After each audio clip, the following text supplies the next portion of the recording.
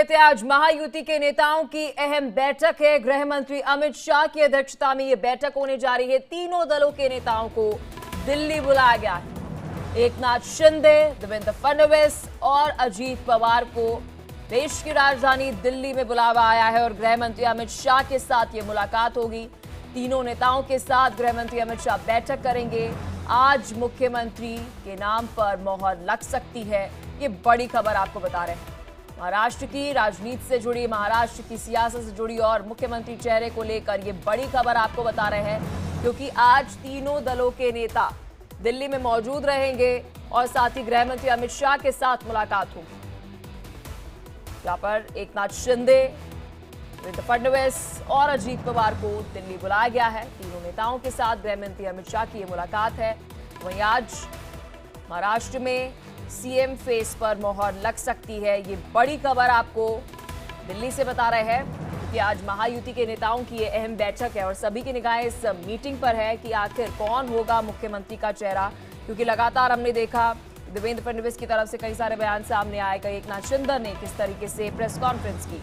लेकिन इस बीच आज दिल्ली में गृह मंत्री अमित शाह के साथ ये मुलाकात होगी और बता दें कि इस बैठक में तय हो जाएगा कि कौन होगा महाराष्ट्र का अगला मुख्यमंत्री। ये बड़ी खबर आपको दिल्ली से बता रहे हैं और महत्वपूर्ण ये मुलाकात मानी जा रही है, क्योंकि बता दें कि इससे पहले अगर एकनाथ शिंदे की बात करें तो वह भी प्रेस कॉन्फ्रेंस करते हुए नजर आए। बीजेपी जो भी फैसला लेगा सीएम मंजूर है, ये बात शिंदे ने स्पष्ट तौर से कह दी थी।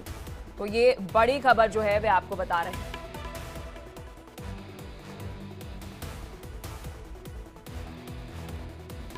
तो महाराष्ट्र का अगला सीएम कौन होगा, ये पर्दा हटने में अब ज्यादा वक्त नहीं बचा है। आज एकनाथ शिंदे, देवेंद्र फडणवीस और अजीत पवार दिल्ली में होंगे। गृह मंत्री अमित शाह से मुलाकात करेंगे। माना यह जा रहा है कि इसके बाद सीएम चेहरे का ऐलान कर दिया जाएगा। फिलहाल रेस में बीजेपी की तरफ से देवेंद्र फडणवीस का नाम चल रहा है। सबसे बड़ी पार्टी होने की वजह से दावेदारी भी उसी की बनती है। हालांकि इस बीच खबर ये भी आ रही है कि बीजेपी देवेंद्र फडणवीस के अलावा कई और दूसरे नामों पर भी विचार कर रही है।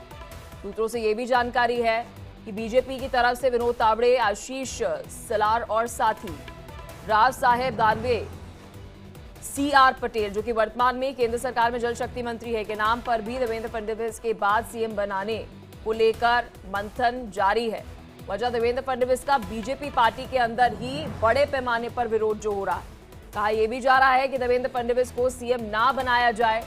विरोध की ये दबी आवाज सिर्फ बीजेपी के भीतर ही नहीं सुनाई दे रही, बल्कि सहयोगियों की तरफ से भी सुनाई दे रही है। सूत्रों की माने तो एकनाथ शिंदे की शिवसेना के कई विधायकों ने यहां तक कह दिया है कि अगर देवेंद्र सीएम बने तो हम पार्टी छोड़ देंगे। ऐसी सूरत में क्या होगा, ये आज ही साफ हो सकेगा। देखिए, महाराष्ट्र से ये बड़ी खबर आपको बता रहे हैं। महाराष्ट्र चुनाव के नतीजे आज 4 दिन हो गए हैं और मुख्यमंत्री पद का चेहरा अभी तक साफ नहीं हो सका है। तो अचानक 2019 के विधानसभा चुनावों की याद आ गई।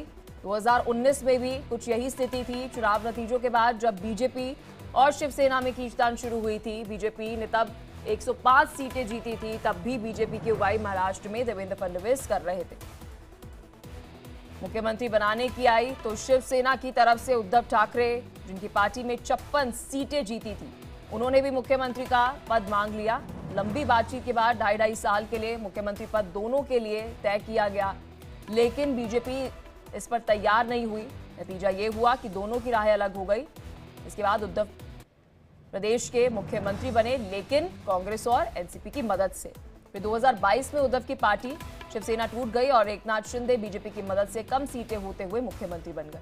देवेंद्र फडणवीस डिप्टी सीएम, इसके बाद अजीत पवार ने एनसीपी को तोड़ते हुए सरकार का साथ दिया और डिप्टी सीएम बन गए। 2024 के चुनावों में पुरानी दोनों पार्टियों का प्रदर्शन निराशाजनक रहा, जबकि शिंदे और अजीत पवार वाले धड़े का शानदार प्रदर्शन देखने को मिला। और यही वजह थी कि शिंदे को लगता रहा कि सीएम पद के लिए उनकी दावेदारी को नहीं चुनौती दी जा सकती, लेकिन आखिरकार 4 दिन बाद उन्हें समझ आ गया कि इस बार बीजेपी समझौता नहीं करने वाली है। लिहाजा उन्होंने प्रेस कॉन्फ्रेंस करते हुए ये भी साफ कर दिया कि प्रदेश का अगला मुख्यमंत्री बीजेपी से होगा। एकनाथ शिंदे ने पत्रकारों से क्या कुछ कहा, चलिए आपको वह भी सुनवा देते हैं। हम नाराज बिराज होने वाले लोग नहीं हैं। हम लोग लड़ने वाले लोग हैं, लड़कर काम करने वाले लोग हैं, लोगों के जीवन में बदलाव लाने वाले लोग हैं। इसलिए अभी जो विक्ट्री हासिल हुई है, इससे हमारी और जिम्मेदारी बढ़ गई है। इसलिए महायुति और तेजी से काम करेगी और केंद्र सरकार और राज्य सरकार मिलकर बहुत आगे बढ़ेंगे और निश्चित रूप से इस महायुति की सरकार स्थापित होगी। और इसीलिए जो मैंने आप लोगों को कहा कि लगा कि क्या हुआ, मैं तो कल आदरणीय प्रधानमंत्री जी से भी बात की, उनको भी कहा सरकार बनाने में हमारी तरफ से कोई अड़चन नहीं है, आप निर्णय ले लो। जैसे आपके भारतीय जनता पार्टी को आपका निर्णय अंतिम रहता है। और मैं आज आप सबको कहता हूं कि भारतीय जनता पार्टी के वरिष्ठ नेता जो निर्णय लेंगे मुख्यमंत्री पद के बारे में, जो उनका कैंडिडेट होगा, उसको हमारा शिवसेना का पूरी तरह समर्थन है, पूरी तरह हमारा पार्टी